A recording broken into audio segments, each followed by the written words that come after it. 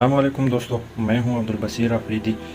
दोस्तों 2-3 दिन पहले एक वाक़या हुआ था लाहौर में। इचरा में एक ख़ातून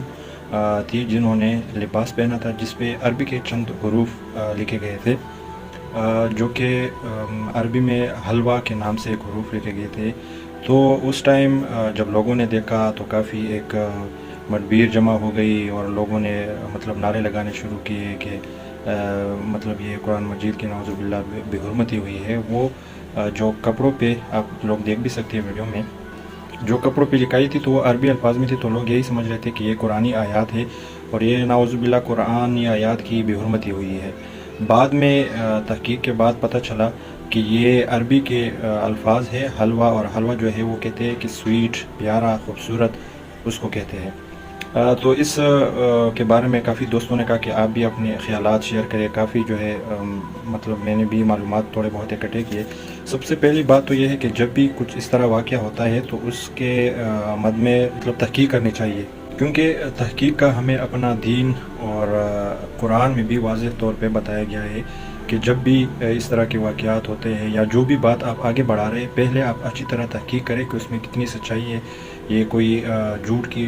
ख़बर तो नहीं है, कोई फेक अफ़वाह तो नहीं है, क्योंकि उस ख़बर की बुनियाद पे जितना भी नुकसान हो जाता है तो उसमें आप भी ज़िम्मेदार होंगे।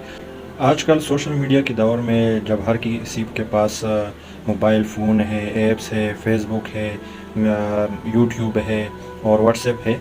हर बंदे के पास एक्सेस है, तो इस दौर में तो और भी ज़्यादा जो है वो एहतियात करनी चाहिए। और कोई भी छोटी भी बात हो या कोई ख़ास बात हो, उसके मद में जो है या उसके पीछे क्या मतलब कहानी छुपी है, मुकम्मल तहक़ीक़ करने के बाद ही उसे आगे अपने दोस्तों के साथ शेयर करनी चाहिए।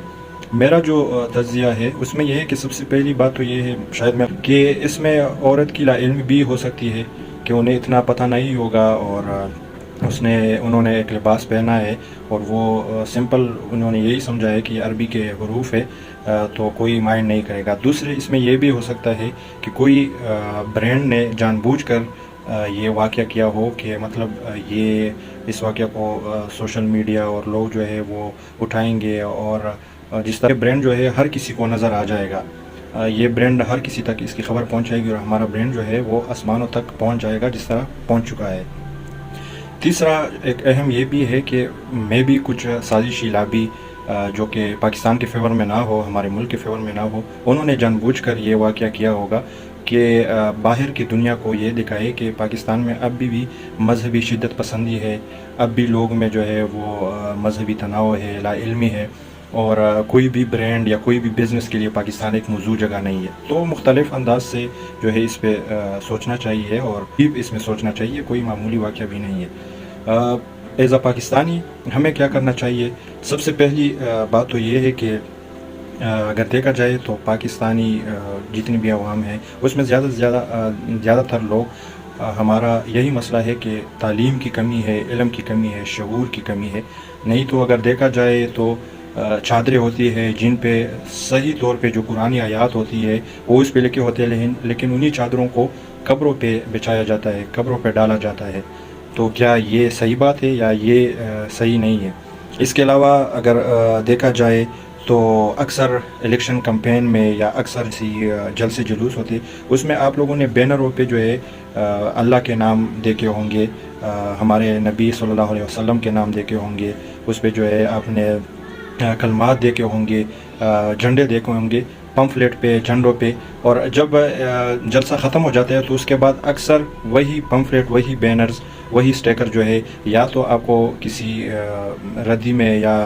कूड़ादान में या आपको जो है उसको गंदी नालियों में आपको मिलेंगे, या ऐसे ही गलियों में पड़े होंगे। लोग उस पर कदम रखते हैं, टायर भी उस पर आ जाते हैं, जानवर भी उस पर आ जाते हैं और मतलब कदमों के नीचे भी आ जाते हैं। क्या ये सब कुछ जायज़ है? इसके बारे में किसी भी सियासी या किसी भी वर्कर या किसी भी आम बंदे ने आवाज़ नहीं उठाई कि भाई ये तो गलत बात है कि बैनर पे, पम्फलेट पे इस तरह के नाम आ जाते हैं। तीसरी बात ये है कि as a Pakistani, as a Muslim, हमें अरबी लैंग्वेज या अरबी ज़बान की भी इल्म होनी चाहिए। हमें जो है मतलब ये नहीं सोचना चाहिए कि अरबी एक ज़बान है, उनको जो है ज़बान की हद तक बेशक उनको शर्फ़ हासिल है कि हमारी जो है कुरान मजीद وہ سارے کا سارا عربی زبان میں ہے، لیکن عربی زبان اور قرآنی آیات، دینی احکامات، احادیث، ان میں فرق جاننا چاہیے کہ یہ عربی زبان ہے، یہ قرآنی آیات ہے، یہ حدیث ہے، تو اس کے لیے بھی علم جو ہے حاصل کرنا چاہیے۔ خواتین کے لیے مطلب جو باتیں ضروری ہے، جو میرے ذہن میں تھوڑے بہت آئے ہیں، وہ یہ ہے کہ سب سے پہلے